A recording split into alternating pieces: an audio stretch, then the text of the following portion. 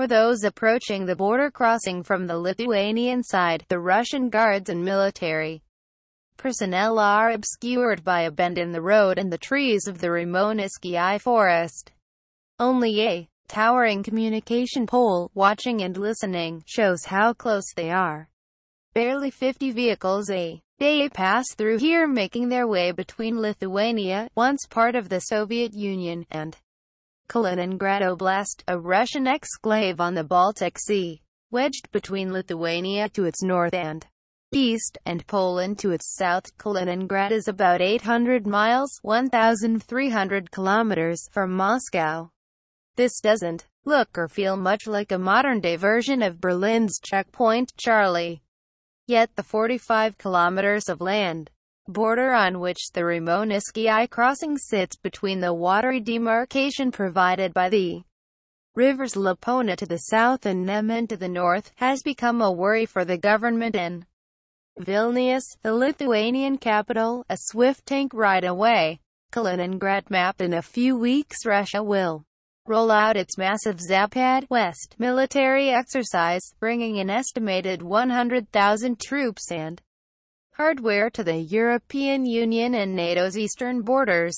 It follows constant cyber attacks on Lithuanian government departments, described by officials as a massive information war, and the deployment last year of nuclear-capable Iskander missiles to Russia Baltic Fleet base in Kaliningrad. On the 1st of August, NATO fighters identified 18 Russian military jets in international airspace above the Baltic Sea. Most had been flying to and from the air base in Kaliningrad without flight plans and with their transponders off, according to the Lithuanian Ministry of Defense. Such is the anxiety that when Russian military personnel take the military train from Kaliningrad to Moscow, a Lithuanian Air Force helicopter hovers overhead to ensure that no one illegally hops off en route. Earlier this year, NATO deployed 4 battalion-sized battlegroups to Poland, Estonia, Latvia, and Lithuania. Those with the darkest imaginations suggest Russia could one day choose to close the so-called Suwalki Gap, a 60-mile-long stretch of the Polish-Lithuanian border stretching from Kaliningrad to Russia close ally, Belarus, and cut off the Baltic states from the rest of Europe.